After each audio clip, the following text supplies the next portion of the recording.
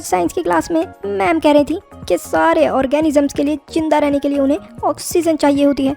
लेकिन भैया ज़रा एक बात बताइए, जो मछलियाँ होती हैं वो तो वाटर के अंदर रहती हैं। अब हमें ये तो पता है कि हमारे आसपास एयर है और हम एयर से ऑक्सीजन ले सकते हैं, लेकिन वाटर के अंदर तो एयर ही नहीं होती, तो मछलियाँ कैसे जिंदा रहती हैं? कहीं मैम हमें गलत तो नहीं पढ़ा रही भैया? ज़रा बताइए तो सही। नहीं चिकू, तुम्हारी मैम तुम्हें बिल्कुल सही पढ़ा रही हैं। हर लिविंग ऑर्गेनिज्म को जिंदा रहने के लिए ऑक्सीजन की ज़रूरत पड़ती है। और ऑक्सीजन क्या वाटर के अंदर प्रेजेंट होती है या नहीं, और अगर होती भी है तो किस तरीके से प्रेजेंट होती है, जो मछलियाँ ऑक्सीजन को वाटर के अंदर यूज़ कर पाती हैं, ये हम समझने वाले हैं थोड़ी सी देर के अंदर। तो स्टार्ट करते हैं हम लोग एयर अराउंड अस को। तो हमें ये तो पता है कि हमारे आसपास एयर प्रेजेंट है, लेकिन क्या आप एयर को देख सकते हो? नहीं। एयर कैसी है? ट्रांसपेरेंट। और हमें ये भी पता है कि एयर कलरलेस होती है, एयर का कोई कलर नहीं होता, लेकिन एयर ऑक्यूपाई करती है स्पेस को, और हमारे आसपास एयर ही एयर हमें देखने को मिलती है। एयर के अंदर ज़्यादातर ऑक्सीजन और नाइट्रोजन प्रेजेंट होती है। अब ये जो एयर है ये एटमॉस्फेयर के अंदर प्रेजेंट होती है। अब एटमॉस्फेयर की बात करते हैं तो एटमॉस्फेयर एक पतली सी चादर समझ लो एयर की, जो कि आसपास है हमारी अर्थ के। अच्छा सर, आसपास कैसे? पतली सी चादर कैसे? तो सर्दियों में जैसे हम लोग अपने को ब्लैंकेट से कवर कर लेते हैं, इसी तरीके से अर्थ को एटमॉस्फेयर ने कवर कर रखा है चारों तरफ से। और ये जो चारों तरफ से कवर कर रखा है, ये किस चीज़ से कवर कर रखा है? एयर से। बात करते हैं एटमॉस्फेयर के अंदर एक एक लेयर की। तो एटमॉस्फेयर के अंदर जो ट्रोपोस्फेयर होता है, ये सबसे नीचे वाली लेयर होती है, जहाँ पर ज़्यादातर हमें देखने को मिलता है, जैसे हमारे प्लांट्स वगैरह हो गए, ये सब यहाँ पर बहुत ही आसानी से रह रहे होते हैं। ठीक है, नेक्स्ट आते हैं हमारे स्ट्रेटोस्फेयर। तो स्ट्रेटोस्फेयर के अंदर हमें देखने को मिलता है कि ओजोन लेयर प्रेजेंट होती है, और यहीं पर ज़्यादातर एरोप्लेन वगैरह उड़ते हैं। फिर आता है मीजोस्फेयर। मीजोस्फेयर के अंदर हमें देखने को मिलता है यहाँ पर बहुत ज़्यादा ठंड होती है, और ये लगभग 80 किलोमीटर तक एक्सटेंड हो रखा होता है above the surface of the earth.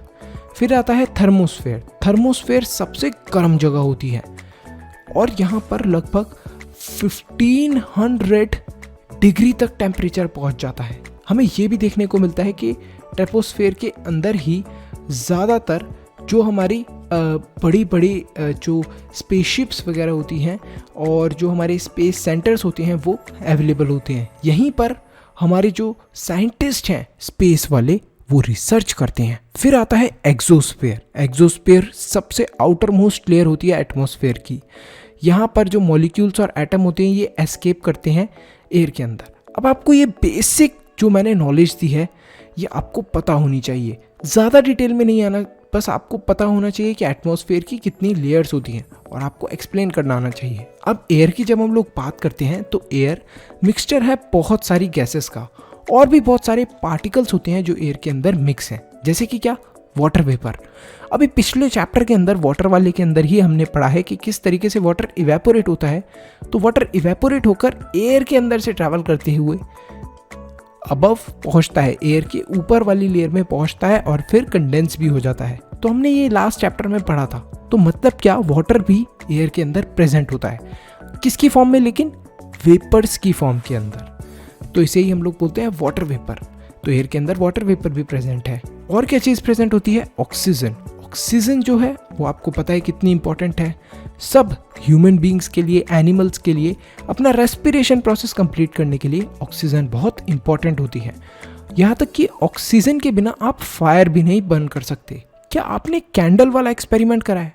अगर स्कूल में मैम ने नहीं कराया तो घर पे करके देख लेना। एक कैंडल को बर्न करना और उसको एक ग्लास से कवर कर देना। ग्लास किसका होना चाहिए? कांच का ग्लास होना चाहिए जो कि विजिबल हो आपको। अब कुछ देर के अंदर देखोगे कि वो कैंडल अपने आप बुझ गई। तो वो बुझ क्यों गई? क्योंकि जो भी ऑक्सीजन उस ग्लास के अंदर ट्रैप थी वो कैंडल ने यूज़ कर ली बर्न होने में, और जब ऑक्सीजन ख़त्म हो गई तो कैंडल बुझ गई ऑटोमेटिकली। तो इसलिए ऑक्सीजन बहुत इंपॉर्टेंट है ह्यूमन बींग्स के लिए और एनिमल्स के लिए, और किसके लिए? और हमारी फायर को बर्न करने के लिए। तीसरी आती है नाइट्रोजन। फर्स्ट था वाटर वेपर, सेकंड थी ऑक्सीजन, थर्ड हमें देखने को मिलती है नाइट्रोजन।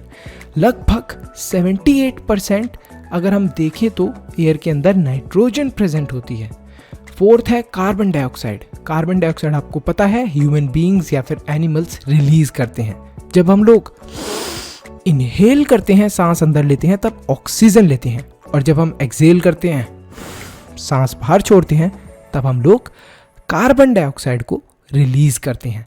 लगभग 0.04% कार्बन डाइऑक्साइड पूरे एटमॉस्फेयर के अंदर या फिर एयर के अंदर प्रेजेंट है। आगे चलते हैं डस्ट और स्मोक के ऊपर। तो एयर के अंदर डस्ट और स्मोक भी प्रेजेंट होती है। जो डस्ट और स्मोक है ये पॉल्यूटिंग, हम लोग बोल सकते हैं कि पॉल्यूट कर रहे हैं ये एयर को, और इसलिए हमें बोला जाता है कि ज़्यादा स्मोक हम लोगों को नहीं फैलानी चाहिए। जैसे हमें कुछ प्लास्टिक वगैरह भी बर्न नहीं करनी चाहिए। इससे क्या होता है, हमारी एयर गंदी हो जाती है, पॉल्यूटेड हो जाती है। लेकिन हमें ये भी देखने को मिलता है कि एयर के अंदर डस्ट के भी छोटे छोटे पार्टिकल्स हैं। आगे चलते हैं हम लोग। अब सबसे बड़ा जो सवाल आपके दिमाग के अंदर था कि आखिर कैसे जो हमारी फिश वगैरह होती हैं वो वाटर के अंदर रह पाती हैं। तो आपको इंटरेस्टिंग बात बताता हूँ कि जो ऑक्सीजन है वो वाटर के अंदर डिसॉल्व रहती है, यहाँ तक कि एयर ही वाटर के अंदर डिसॉल्व रहती है। अब इस चीज़ को पता लगाने के लिए आप वाटर को हीट करना। जब आप वाटर को हीट करोगे तो आपको कुछ इस टाइप के बबल्स निकलते हुए दिखेंगे।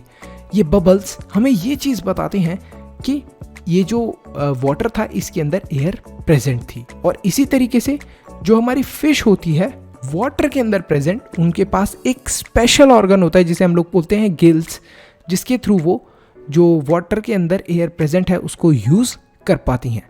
अगर आप वाटर के अंदर जाओगे तो आपकी डेथ हो जाएगी। आप ये सोच के कि अरे मैं तो जब फिश सांस ले पा रही है वाटर के अंदर तो मैं भी ले लूँगा, नहीं। फिश के पास एक स्पेशल ऑर्गन होता है जिसे हम लोग गिल्स बोलते हैं। आगे चलते हैं कि कैसे हम लोग बैलेंस कर सकते हैं ऑक्सीजन को एटमॉस्फेयर के अंदर। तो सिंपल बात यह है कि ऑक्सीजन को बैलेंस करने के लिए एटमॉस्फेयर के अंदर हमें क्यों ज़रूरत पड़ रही है ऑक्सीजन को बैलेंस करने की।